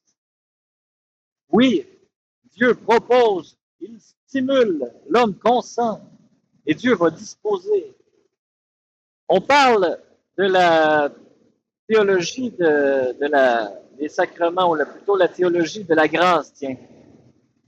Saint Augustin parlait déjà de la grâce irrésistible. Saint Thomas lui parlait de la grâce efficiente pour laquelle Dieu va accorder à celui qui va consentir à son appel métaphysique de se surpasser. Et Saint Augustin alla même jusqu'à parler de grâce qui devient irréversible. Eh bien, cela, il y a une atteinte au libre arbitre là-dedans. et l'Église ne retient pas cette proposition de saint Augustin. Pourquoi? Dieu peut très bien accorder une grâce irrésistible, disait saint Augustin, peut bien donner une grâce efficiente, disait saint Thomas, pour accomplir comme Samson, qui a une force incroyable pour accomplir sa mission. Mais cela est-il irréversible? Saint Augustin avait bien le sentiment intérieur qu'il était un élu, que jamais lui ne faillirait. Mais cette chose, cette mention de grâce irréversible peut parfois provoquer une prétention, si on accorde vraiment ceci en théologie aux élus. Pareil comme si l'élu est irréversiblement saint à partir du moment où il a la foi. Il ne peut plus tomber. Mais cette chose-là n'est pas retenue. Cependant, dans le volontarisme scotiste, on n'est jamais sûr de cette chose. Parce que lorsqu'on voit, saint Augustin a évidemment lu la Bible comme personne, il a bien vu qu'un gars comme saint Paul, eh bien c'était comme un gars qui était irréversible, ça. Comme le saint homme Job, il était irréversible. Une fois qu'il a consenti à Dieu et que Dieu lui a offert ses grâces irrésistibles, c'est comme s'il devient irréversible. Dieu, dans le volontarisme scotiste, fait-il de temps en temps que quelqu'un soit irréversible? Peut-être. Peut-être que oui, peut-être que non. Ça, c'est le mystère de Dieu. On ne peut pas le savoir.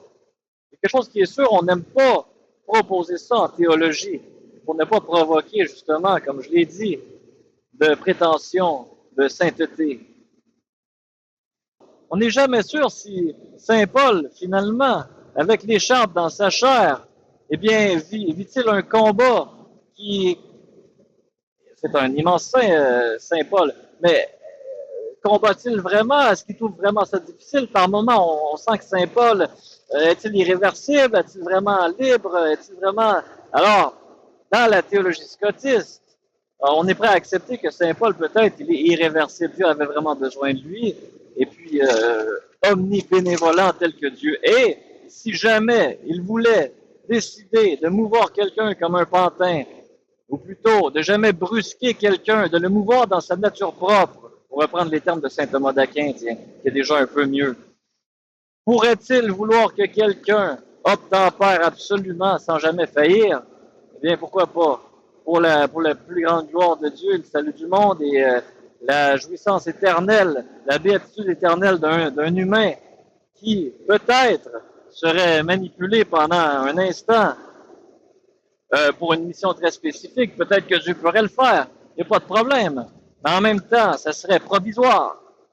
Parce que c'est bien Don Scott qui dit qu'à la vision béatifique, la volonté de l'homme demeure tout de même pour mieux apprécier éternellement Dieu, cette grâce de la firmitas que Dieu donne, alors que saint Thomas disait qu'au ciel, la volonté, le libre arbitre devient comme caduque pratiquement, puisque l'humain voit enfin l'objet du bien et n'a plus besoin de volition.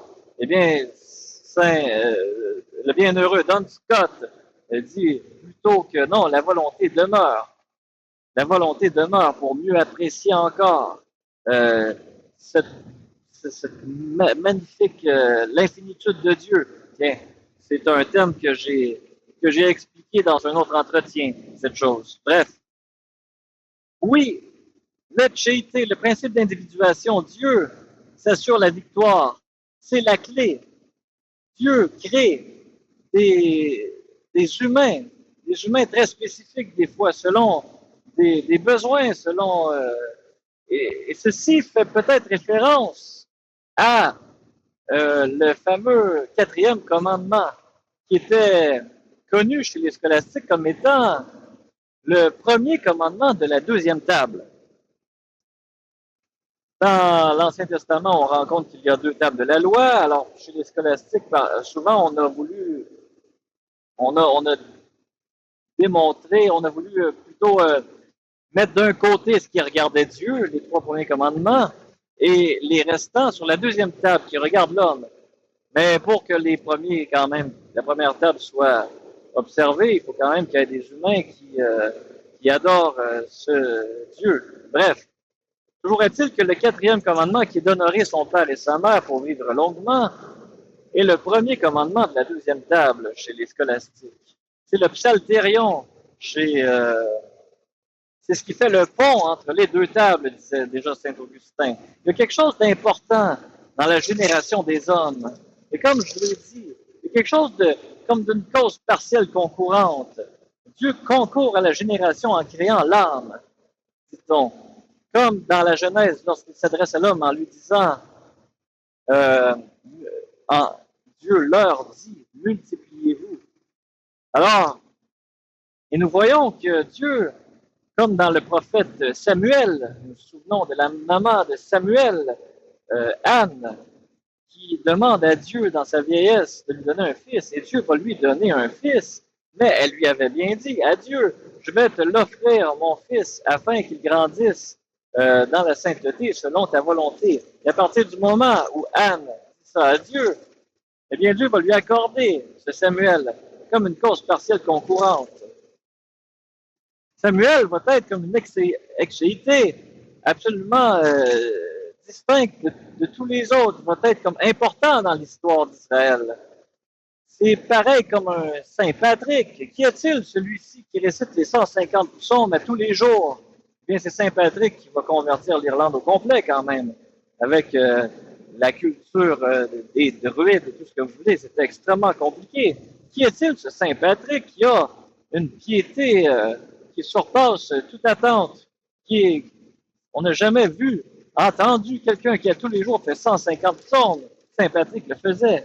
Qui est-il, ce Carlos Acutis, qui est absolument distinct de tous les jeunes de sa génération, une dévotion eucharistique incroyable, un talent sur l'ordinateur comme personne n'a, et aujourd'hui encore, il y a sa fameuse page des miracles eucharistiques qui est produite qui est traduite dans toutes les langues pratiquement.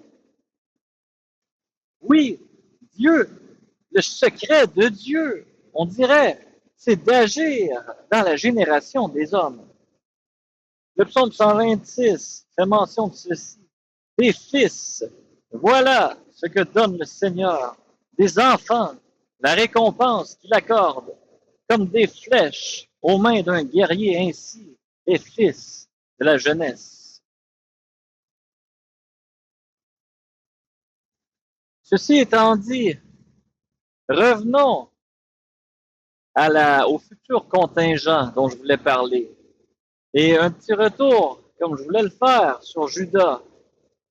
Mais qui est-il, ce Judas, qui est connu dans toutes ses potentialités? Faisons quand même les références bibliques qui conviennent. Parce que Judas n'est-il pas celui qui est annoncé dans l'Ancien Testament comme le traître? Eh bien, Don Scott, dans son ouvrage L'Ordinatio, qui sont les commentaires qu'il fait des sentences de Pierre Lombard, dira à ses élèves, il va expliquer toute l'histoire de Judas dans la distinction 41 de l'Ordinatio. Il va expliquer à ses élèves ce grand mystère qu'est Judas, qui, je le dis, n'est-il pas connu depuis toujours dans l'Ancien Testament, ce traître? Ce traître qui serait connu, selon ce que disait déjà saint Thomas, qui est déjà connu de toute éternité comme étant un traître, mais pour lequel Dieu a donné l'être et l'essence quand même, et qui pourtant est contingent. On se tire encore les cheveux quand on retourne dans le monde aristotélico-thomiste. Alors, Don Scott disait ceci. Il va bien aller visiter l'Ancien Testament et ce que nous ferons ici. Eh bien, on trouve effectivement dans l'Ancien Testament qu'un certain proche du Messie va lever le talon contre lui. C'est ce qu'on voit dans les psaumes. Il lèvera le talon contre moi. Eh bien, entre vous et moi, vous pouvez dire Don Scott, ça aurait pu être n'importe qui que Judas, cette personne mentionnée dans l'Ancien Testament. Si le Messie devait venir et que l'homme, dans son intérieur, est jaloux, est envieux, tout le monde connaît ça. Si le simple, pensez seulement les joueurs professionnels de golf, de la PGA aujourd'hui, là, eh bien, observez qu'ils ont tous et chacun un porteur de bâton, un caddie. Eh bien, sachez que c'est tout à fait probable que le caddie du joueur professionnel, eh bien, est jalousé et envié de peut-être un autre prétendant. Alors, si quelqu'un d'aussi, euh, je veux pas dire futile, parce qu'il n'y a pas de saut métier, qu'un caddie, comment plus le Messie qui doit venir, ne trouvera-t-il pas autour de lui quelqu'un qui voudrait lever son talon contre lui, par jalousie, par envie, par quoi que ce soit? Si quelqu'un d'aussi petit qu'un éboueur, qui est le meilleur de son équipe, eh bien, trouve des jaloux autour de lui, combien plus le Messie, créateur du ciel et de la terre, vrai Dieu, vrai homme, ne trouvera-t-il pas autour de lui des humains qui, par une logique complexe à comprendre, comme j'ai dit, c'est même pas une question de logique, c'est une question de volonté indéterminée, eh bien, voit de la jalousie et de l'envie autour de lui, même si c'est plus proche. Donc, dans le psaume qui fait mention de la personne qui lèvera son talon contre le Messie, ça aurait pu être n'importe qui sur Judas.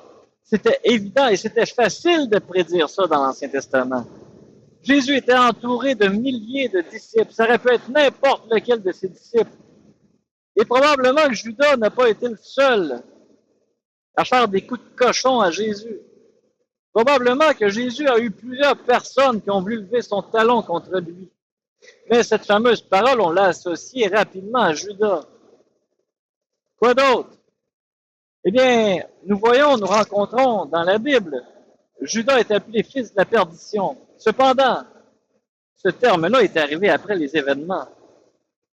Si ce terme avait été dit dans l'Ancien Testament, ça aurait été extrêmement problématique. C'est comme s'il était connu d'avance comme étant donné. De la même manière, dans l'Ancien Testament, il n'est jamais dit que celui qui va vendre Jésus pour 30 pièces d'argent va se tuer par après. Cette chose-là n'existe pas. Le suicide du traître n'existe pas dans l'Ancien Testament. C'est par après que ça va arriver. Mais la prophétie des 30 pièces d'argent, n'est-ce pas vrai? Et encore une fois, Dieu connaît en germe les devises de n'importe quel royaume assez tôt dans l'histoire, n'est-ce pas? 30 pièces d'argent, l'argent numéraire, qui est l'or et l'argent, qui est, ça fait depuis des lunes que ça existe. Donc, la mention de 30 pièces d'argent qui a été prophétisée dans l'Ancien Testament, c'est quelque chose que Dieu pouvait très bien connaître, que ça serait en germe encore jusqu'au moment où ça arriverait à Jésus, que les pièces d'argent seraient encore en vigueur. 30 pièces d'argent, qu'en est-il? Eh bien, n'est-ce pas assez précis? N'est-ce pas quelque chose d'immuable? N'est-ce pas quelque chose qui finalement détermine que Judas est prévu depuis toujours comme étant le traître, etc., etc.? Eh bien, je vous dis que non. Pourquoi? Eh bien, nous rencontrons chez certains auteurs mystiques quelque chose de beaucoup plus mesquin par rapport à la mesquinerie de Judas, justement, et des grands prêtres qui connaissaient parfaitement l'Ancien Testament.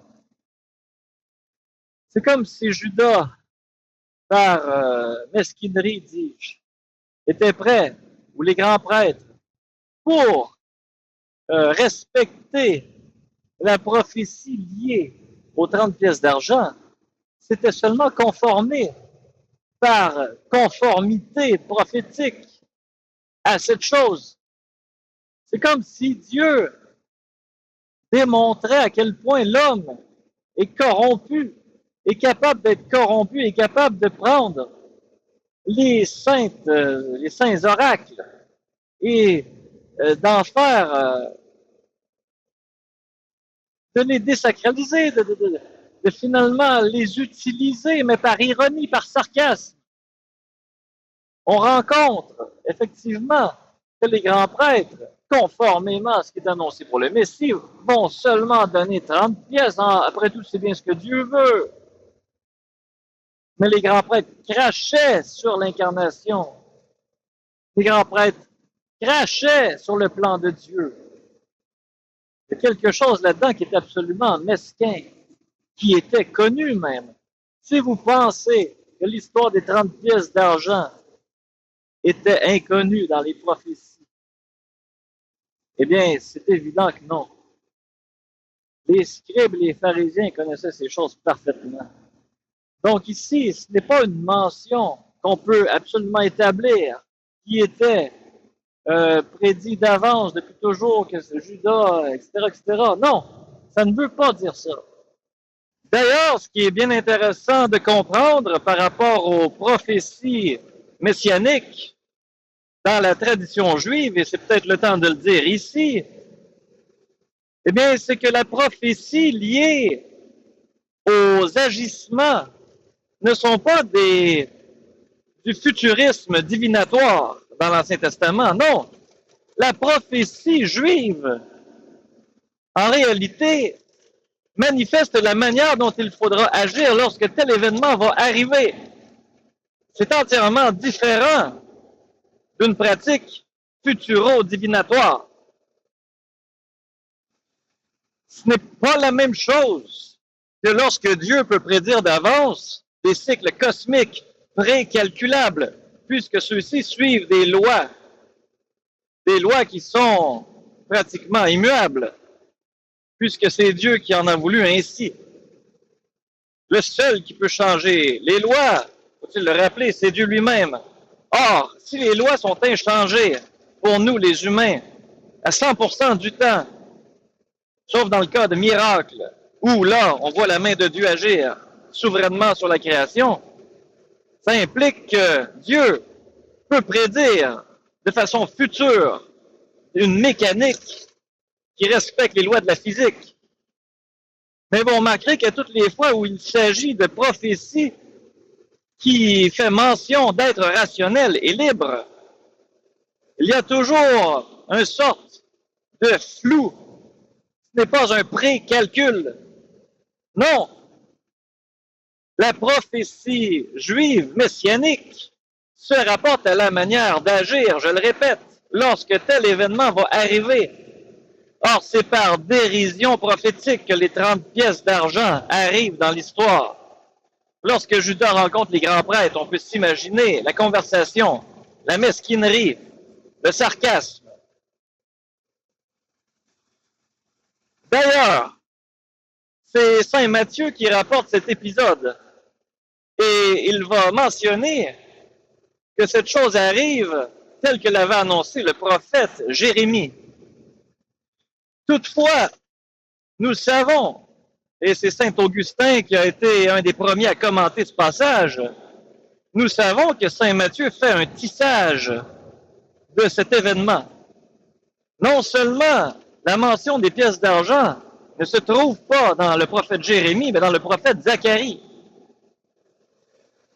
Or, saint Augustin dit que ce lapsus était probablement voulu par l'Esprit Saint pour manifester que les prophètes s'accordent ensemble mutuellement. Mais cette prophétie, dis-je, n'était pas une prophétie messianique de façon très concrète, comme dans Michée, où on voit qu'il doit naître à Bethléem. Non. Cette prophétie est un tissage, une surinterprétation de saint Matthieu, qui fait concorder au maximum l'événement de la vie de Jésus, qui, comme un esclave, est vendu pour 30 pièces d'argent, et dont cette somme a un lien avec le passage m'échappe de mémoire, mais a aussi rapport, jusqu'à un certain point, avec le chant du potier, duquel nous connaissons que les grands prêtres connaissaient la prophétie et ont agi, non pas de façon divinatoire, mais de la manière dont telle chose doit arriver. Or, les grands prêtres, c'est par un sarcasme abominable qu'ils se conforment aux oracles de l'Ancien Testament, mais pour déshonorer Dieu qu'ils connaissent dans la personne de Jésus. Ils connaissent Dieu dans la personne de Jésus. Ce sera d'ailleurs le principal motif de sa condamnation. Il s'est fait l'égal de Dieu. Oui, nous disons que les 30 pièces n'est pas, donc, une annonce messianique. Ce n'est qu'une bavure, un sarcasme des pharisiens par rapport au prix d'un esclave dont Matthieu, par après, va trouver le sens le plus profond de cet ancien passage de l'Ancien Testament. Continuons. Quand Jésus dit au lavement des pieds, ils ne sont pas tous purs, eh bien, Jésus le dit en présence de la personne du traître. Il le dit de son omniscience. Si cette chose avait été dite dans l'Ancien Testament, ça aurait été très problématique. Lorsque Jésus au Jardin des Oliviers voit, dans son omniscience encore, celui qui me livre arrive, eh bien, cette chose-là encore n'est pas prophétisée d'avance, mais sur le coup. Celui qui me livre a un plus grand péché que toi, dit Jésus à Pilate. Encore une fois, Jésus le dit en connaissance de cause de la mentalité de Judas au moment même où il s'en va. Judas s'en va se suicider. Jésus voit déjà tout ça dans sa tête. Mais encore une fois, ce suicide de Judas n'est pas connu d'avance dans l'Ancien Testament. Il n'est pas dit que le traître qui va livrer Jésus va se suicider. Tout indique que Judas a agi librement dans toute cette affaire. Il aurait pu se repentir. Mais son geste étant fait, Jésus aurait été condamné quand même. Une fois que tu mets Jésus dans la gueule du loup, tu ne viens plus le chercher. Judas est bien revenu auprès des grands prêtres pour dire « j'ai péché, j'aurais pas dû ». Alors oui, finalement, Judas, Dieu connaissait toute la potentialité de ce que Judas aurait pu être. Et Don Scott va dire ça à ses élèves, quelque chose qui fait froid dans le dos. On va dire, Judas était connu comme étant un saint dans l'idée de Dieu. Était vu dans tous les degrés de sainteté, mais il était aussi connu comme étant un damné de l'enfer. Et malheureusement, celui qu'on appelle le fils de la perdition, il appert qu'il n'ait pas été à la hauteur de la sainteté que Dieu avait déjà vu, entrevu, et auquel il a laissé donner cours au libre arbitre indéterminé qu'il désire, qu'il semble désirer pour ses créatures. Et cette chose, pouvait dire Don Scott à ses élèves, est pareil pour vous et moi. Vous savez l'expression qui dit « soyez la meilleure version de vous-même ». C'est très scottiste jusqu'à un certain point, cette chose. Pourquoi? Parce que Dieu me connaît, moi, en ce moment, personnellement, tel que je suis, mais depuis toujours connaît toute la potentialité que je pourrais être. Dieu connaît même déjà à quoi je ressemble si je suis un damné de l'enfer. C'est quand même terrifiant. Et Dieu connaît en ce moment même qui suis-je dans la plus haute sainteté que je puisse être, qui est très bien aussi. Mais qu'est-ce que moi, dans mon libre arbitre, je décide de vouloir actualiser? Je décide de vouloir consentir à quoi? Dieu propose. Dieu stimule. Je consens. Ensuite, Dieu va disposer, va équiper, va tout faire ensuite. Mais si je décide de ne jamais consentir, eh bien, Dieu connaît ça quand même aussi. Il connaît tout ce que je suis, même à quoi je ressemblerais. À quoi je ressemblerais si j'étais un damné de l'enfer. C'est terrifiant. Et ça remet une bonne dose de responsabilité à l'humain que nous sommes. Et oui,